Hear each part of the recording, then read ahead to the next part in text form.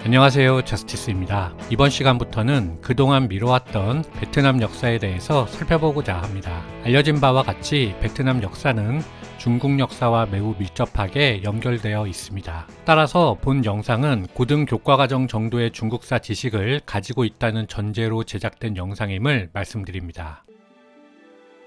베트남은 인도차이나 반도의 동쪽 끝에 남북으로 길게 뻗은 국가입니다. 북쪽은 중국과 국경을 마주하고 서쪽은 쯔엉선 산맥을 기준으로 라오스, 캄보디아와 이웃합니다. 베트남은 크게 북부, 중부, 남부로 나눕니다. 그 이유는 자연 환경이 매우 다르기 때문입니다. 북부는 히말라야에서 내려온 산간지대와 동쪽으로 흐르는 홍강, 해안의 강을 따라 형성된 평야지대로 구성됩니다. 특히 홍강 삼각주는 벼농사가 발달한 곳으로 인구가 많아서 베트남 역사가 시작된 곳입니다. 북부는 수도 하노이가 위치하고 있습니다. 중부는 고원의 산간지대, 모래언덕, 좁은 평야로 구성되어 농업이 크게 발달하지는 못했지만 대신에 열대 산림자원이 풍부합니다. 남부는 베트남 최대 곡창지대인 메콩강 삼각주가 있는 지역으로 17세기 말이 되어서야 캄보디아에서 베트남으로 영토가 변화하였고 베트남 최대 도시인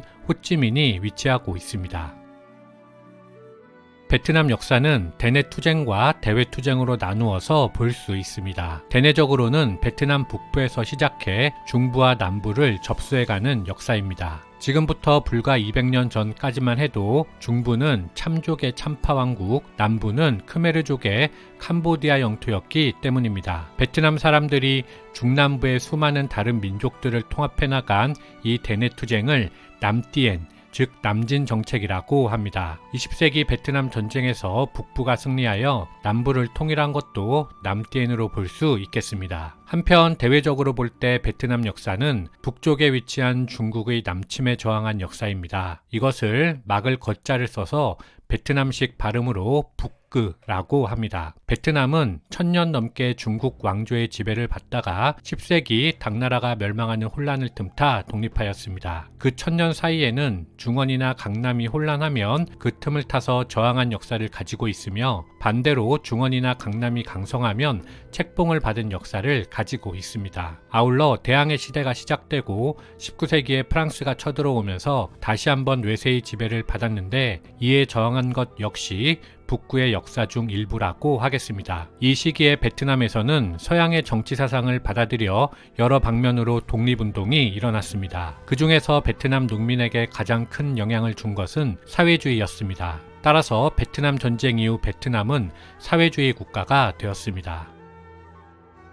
베트남의 시작은 중국의 염제 신농씨의 3대 손 제명이 제이를 낳은 뒤 남쪽으로 놀러가서 선녀를 만나 룩뚝을 낳으면서 시작됩니다. 제명은 제이에게는 북쪽, 즉 중국을, 룩뚝에게는 남쪽, 즉 베트남을 다스리게 했습니다. 룩뚝의 후손 중 웅부엉이 발랑 왕국을 세웠는데 그것이 베트남 최초의 국가입니다. 이때가 대략 기원전 2900년 전후라고 하며 기원전 3세기까지 존속되었다고 합니다. 단군이 고조선을 세운 것이 기원전 2333년이라고 하니까 베트남 신화에 따르면 중국 다음으로 오래된 역사가 바로 자신들의 역사인 셈입니다. 물론 이 부분은 모두 신화이기 때문에 그대로 받아들이기는 어렵습니다. 베트남 신화는 중국을 북국이라 하고 자신을 남국이라 하여 중국과 대등하면서 동시에 대립적인 관계로 묘사한 것이 포인트입니다. 북국은 남국을 괴롭히는 존재로 묘사하고 남국의 군주가 이를 막아내며 백성을 구하는 내용으로 구성함으로써 베트남 역사가 중국 역사와 떼어낼 수 없는 관계에 있음을 드러냅니다.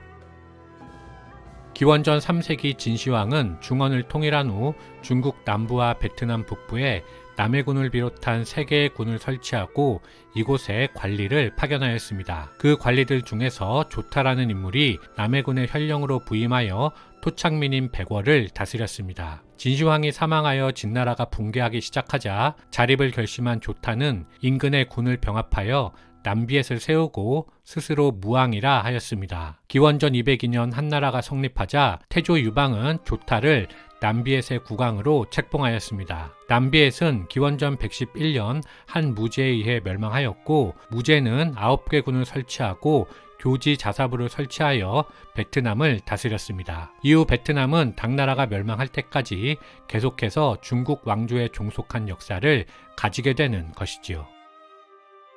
한나라 시기의 베트남 역사는 증자매의 반란을 알아두시면 좋습니다. 전한이 왕망에 의해 흔들리던 시기에 난리를 피한 많은 한인들이 교지 자사부로 이전하였습니다. 그러자 토착 지배층의 권위가 이들에 의해서 침범되었고 토착민들은 자연스럽게 불만이 쌓였습니다. 그러던 중 교지 자사부의 관리가 40년경 증짝의 남편을 살해하는 사건이 벌어졌습니다. 이에 대한 개인적인 복수심으로 증자매의 반란이 발생하였는데 이것이 당시의 사회적 불만과 맞물리면서 폭발하여 한나라에 대항하는 대규모 무장 봉기가 되었습니다. 한나라는 장수 마원을 파견하여 봉기를 진압하였는데 증 여왕의 왕국은 용감히 맞서 싸웠지만 3년 만에 반란은 진압되었습니다. 베트남은 현재에도 증자매를 기르는 행사를 개최하며 그들의 저항 정신을 높게 평가하고 있습니다. 다음으로 196년경 후한의 황제가 조조에게 의탁하며 국가가 흔들리자 교주도 군웅할거의 시기로 접어들었는데 이때 이 혼란을 수습한 사섭이란 인물이 있었습니다. 사섭 정권은 저스티스 채널에서 오나라를 설명할 때 다루었기 때문에 이번 영상에서는 생략하도록 하겠습니다. 다만 사섭 정권 시기에 훗날 중국과 베트남의 경계가 나누어지는 사건이 발생하기 때문에 이 부분이 궁금하신 분들께서는 오나라 편을 참고하여 주시기 바랍니다. 한나라가 멸망한 후 3에서 6세기까지 남북조 시기에 강남에 위치한 왕조의 관심은 오로지 중원 왕조의 침략을 어떻게 방어할 것인가였습니다. 따라서 이 시기 교주의 역사는 강남 왕조와 연동되기보다는 교주에 파견된 관리들의 독자적인 행위에 의해서 결정된 역사라 정리할 수 있겠습니다. 589년 수나라가 남북조의 혼란을 정리하고 다시 중국을 통일하였습니다. 따라서 수나라는 하노이에 교주 총관부를 설치하였습니다. 하지만 수나라는 곧 멸망하였고 618년 당나라가 들어섰습니다. 당나라는 679년 교주 총관부를 안남 도읍으로 승격시켰는데 안남은 남쪽을 안정시킨다는 의미로 베트남이 안남이라고 불린 것은 이때부터입니다. 하지만 8세기 중엽 당나라에서는 절도사 알록산의 난이 중원을 휩쓸었고 반란이 진압된 이후에도 지방의 절도사들은 중앙정부의 권위에 끊임없이 도전하였습니다. 따라서 자연스럽게 안남에 대한 지배가 느슨해질 수밖에 없었는데 그러자 9세기 중반에 티베트 미얀마 계통의 남조가 안남의 북서쪽에서 안남으로 세력을 확대하였습니다. 그렇게 당나라와 남조 사이에 안남을 둘러싼 패권투쟁이 발생하였습니다. 당나라는 남조에 대항해 고전했지만 864년 장수 고병의 활약으로 남조의 침략을 물리쳤습니다. 이후 안남 도읍은 폐지되었고 고병이 정예절도사가 되어 번진의 책임자로 임명되었습니다. 도읍부가 폐지되고 번진이 설치되며 절도사가 임명되었다는 것은 베트남도 이제 당나라의 지배에서 사실상 벗어났다는 것을 의미했습니다. 이어서 9세기 후반이 되면 당나라에서 황소의 난이 발생하는데 이때 장안이 함락되며 대부분의 번진들은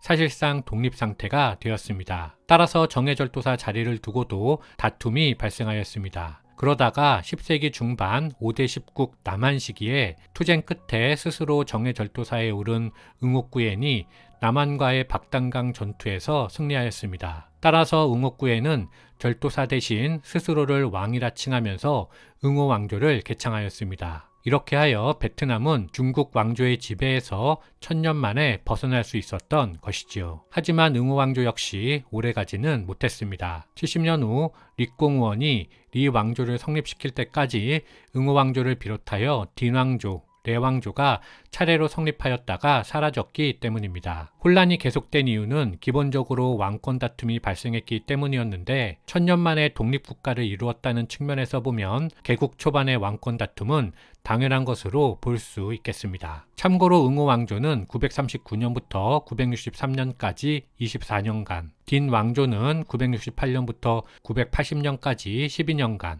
레 왕조는 980년부터 1009년까지 약 30년간 계속되었습니다. 그러다가 1009년에 드디어 베트남 역사상 최초로 장기 집권한 왕조가 탄생하게 되는데 그것이 리 왕조입니다. 리 왕조에서 행정과 조세제도 등을 정비하며 중앙집권이 일어나고 과거제를 도입하였으며 태학을 설치하고 농토를 개간하는 등 베트남은 본격적인 발전을 시작하게 되는데요. 이상 마치고 그 이야기는 다음 시간에 계속 이어가도록 하겠습니다. 감사합니다.